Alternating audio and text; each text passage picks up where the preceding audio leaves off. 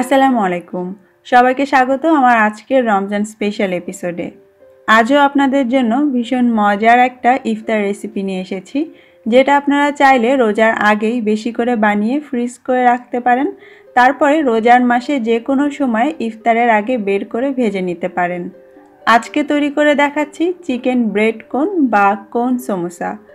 এটা বাইরে থেকে অনেক ক্রিস্পি হয় আর স্বাদটা নির্ভর করে ভেতরের পুরের উপরে। আমি আজকে চিকেন দিয়ে পুরটা করে দেখাবো, তবে আপনি চাইলে আপনার পছন্দ মতো অন্য যে কোনোভাবে ভেতরের পুরটা তৈরি করতে পারেন। এতে করে স্বাদে ভিন্নতা আনা যাবে। চলুন তাহলে আর দেরি না করে দেখে নেওয়া যাক কিভাবে এই মজার চিকেন ব্রেড কোনটা বানাতে হবে।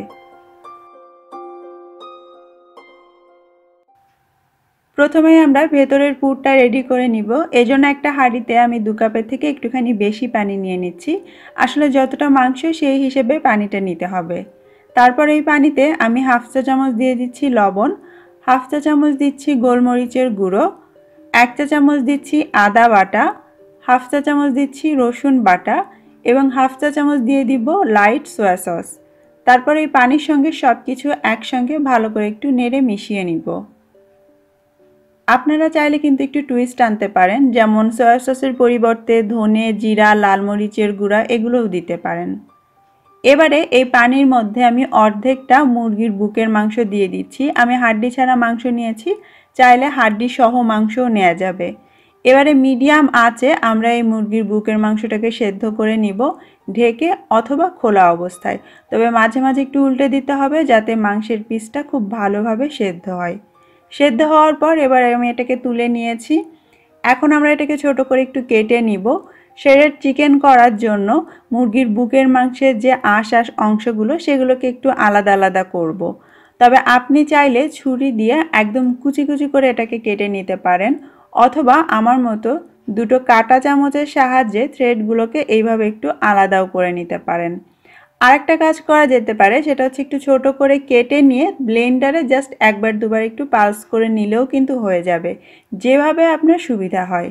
আমি এইভাবে করে মুরগির মাংসগুলো ছাড়িয়ে নিচ্ছি। এখন আমি চলে যাচ্ছি মূল রান্নায়। চুলায় মিডিয়াম আঁচে একটা প্যান গরম করে তাতে আমি 2 টেবিল চামচ দিয়ে দিচ্ছি বাটার। বাটার না দিতে চাইলে আপনারা তেল দিয়েও করতে পারেন, তবে একটু বাটার দিলে ফ্লেভারটা ভালো আসবে। এই যা বাটারটা গলিয়ে নেওয়ার পর তারপর আমি এতে দিয়ে দিচ্ছি কাঁচামরিচ কুচি। 2টো কাঁচামরিচ নিয়েছি, আপনি চাইলে পরিমাণটা আরও একটু বাড়িয়ে দিতে পারেন।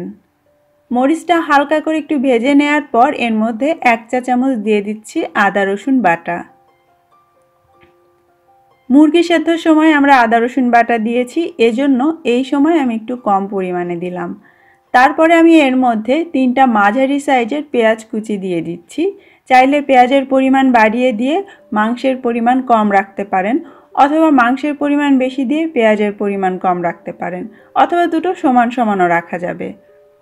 পেঁয়াজটা হালকা একটু ভেজে নেওয়ার পর তারপর এর মধ্যে আমি লবণ আর 1 চা চামচ দিয়ে দিচ্ছি ভাজা জিরার গুঁড়া, সেই সঙ্গে 1 টেবিল চামচের মতো টমেটো কেচাপও দিয়ে দিয়েছি।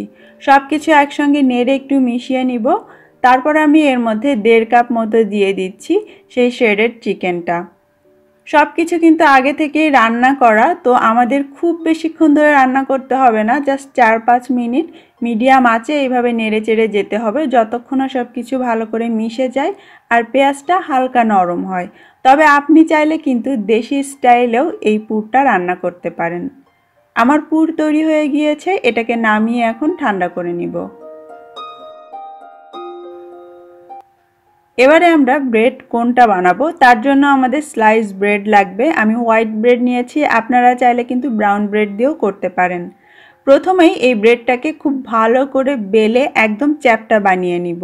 আপনি চাইলে আগে থেকে চারপাশের যে ব্রাউন অংশ এটা কেটে বাদ দিয়ে তারপরে বেলতে পারেন, অথবা সরাসরি এইভাবে পাতলা করে পিষে নিতে পারেন। আমি বেলার পরে তারপরে সাইডের যে ব্রাউন অংশগুলো সেগুলোকে বাদ দিচ্ছি। চারপাশ থেকে কেটে নিয়েছি, কাটার পরে দেখতে এরকম একটা চারকোনা রুটির মতো হবে।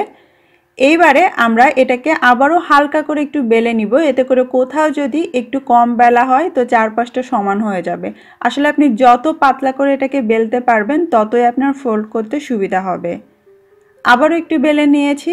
দেখতেই পাচ্ছেন এটা একদম পাতলা হয়ে গিয়েছে। আর এইভাবে যদি আপনি পাতলা করে ব্রেডটাকে বেলে নিতে পারেন, ফোল্ড করার সময় ভেঙে যাবে না।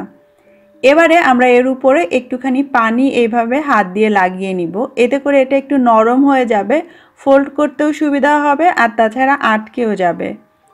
এবারে দেখে নিন কিভাবে কোণের শেপটা দিতে হবে। খুবই সহজ, যে কোনো একটা কোণা ধরে এইভাবে ঘুরিয়ে নিতে হবে। ভিডিও দেখে নিশ্চয়ই বুঝতে পারছেন। একদম যে কোণার অংশটা সেটা খুব ভালো করে হাত দিয়ে চেপে চেপে এভাবে লাগিয়ে দিতে হবে। যেহেতু আমরা আগে থেকে পানিটা লাগিয়ে নিয়েছিলাম, তাই খুব সহজেই এটা লেগে যাবে। ভালো করে সিল করার পরে দেখবেন এটা দেখতে অনেকটা আইসক্রিমের কোণের মতো হয়ে গিয়েছে। এখন এই কোণের মধ্যে আমরা আগে থেকে বানিয়ে রাখা পুরটা দিয়ে দিব। পুরটা ঠান্ডা করে তারপরে দিবেন, না হলে গরম গরম পুর দিলে এটা একদম নেতিয়ে যাবে। পুরটা দেওয়ার পর আঙুল দিয়ে ভালো করে চেপে চেপে দিতে হবে, যাতে ভাঁজ করতে আমাদের সুবিধা হয়। তারপরে ওপর দিয়ে এভাবে আরও একটু পানি লাগিয়ে নিয়ে মুখটা আটকে দিতে হবে।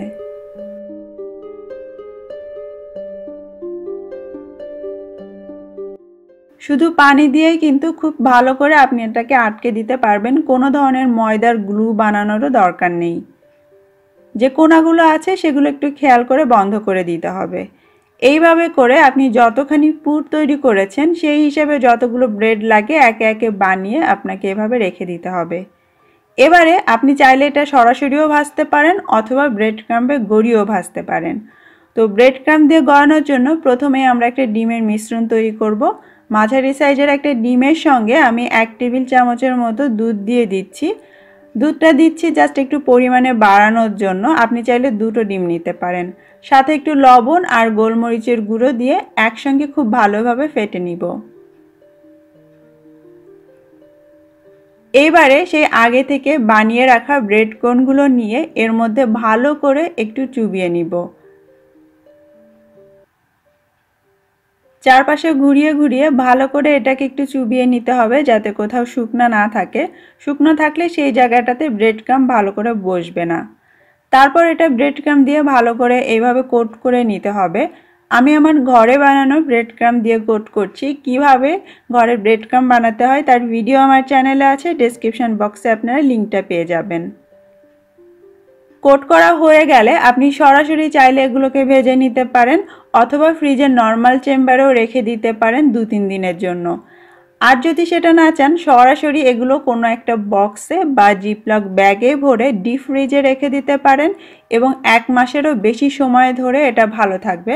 অর্থাৎ রমজানের জন্য আপনি এভাবে বানিয়ে রেখে দিতে পারেন।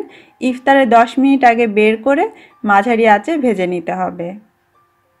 এইবারে আমি আপনাদেরকে ভেজে দেখাই। আমি আগের দিন এই কোনগুলো বানিয়ে রেখেছিলাম, পরের দিন এগুলো ভাজছি, অর্থাৎ ডিপ ফ্রিজ থেকে বের করে নিয়েই ভাজছি। তেলটা গরম হতে যতটুকুন সময় লেগেছে ততটুকুন সময়ে এটা আমি ফ্রিজ থেকে বাইরে রেখেছি, তারপরে ভেজে নিচ্ছি। আর চুলার আঁচটা আমি মিডিয়ামে রেখেছি, তেলটাও আমি মিডিয়াম গরম করেছি। যেহেতু ভেতরের সব কিছু আগে থেকেই রান্না করা, তাই বাইরের অংশটাই আমাদের ভাজতে হবে। তেলের মধ্যে ছাড়ার পরে 2-3 বার একটু উল্টে উল্টে দিবেন, তাহলে চারপাশে সুন্দর কালার হবে। আর কালারটা যখন আপনার মনের মতো হয়ে যাবে তখন তেল থেকে এগুলো তুলে নিতে হবে। আমি মোটামুটি 3 থেকে 3.5 মিনিটের মতো মিডিয়াম আঁচে এগুলোকে ভেজে নিয়েছি।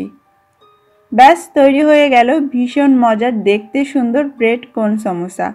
আসছে রমজানে আপনারা চাইলে এগুলো বানাতে পারেন। ভেতরের পুরটা আপনার পছন্দ মতো চেঞ্জ করে নিতে পারেন। একটা আমি আপনাদেরকে ভেঙে দেখাই, দেখে নিশ্চয়ই বুঝতে পারছেন যে এটা বাইরে থেকে কতটা ক্রিস্পি। তবে ভেতরে কিন্তু খুব বেশি ক্রিস্পি থাকবে না, একটু নরম থাকবে আর খেতে অনেক মজার হবে। পছন্দের সসের সঙ্গে অথবা এমনিতেই আপনারা চাইলে এটা পরিবেশন করতে পারেন। আশা করছি আমার আজকের এই রেসিপি আপনাদের ভালো লেগেছে। কমেন্ট করে আপনাদের ফিডব্যাক অবশ্যই জানাবেন। আল্লাহ হাফেজ।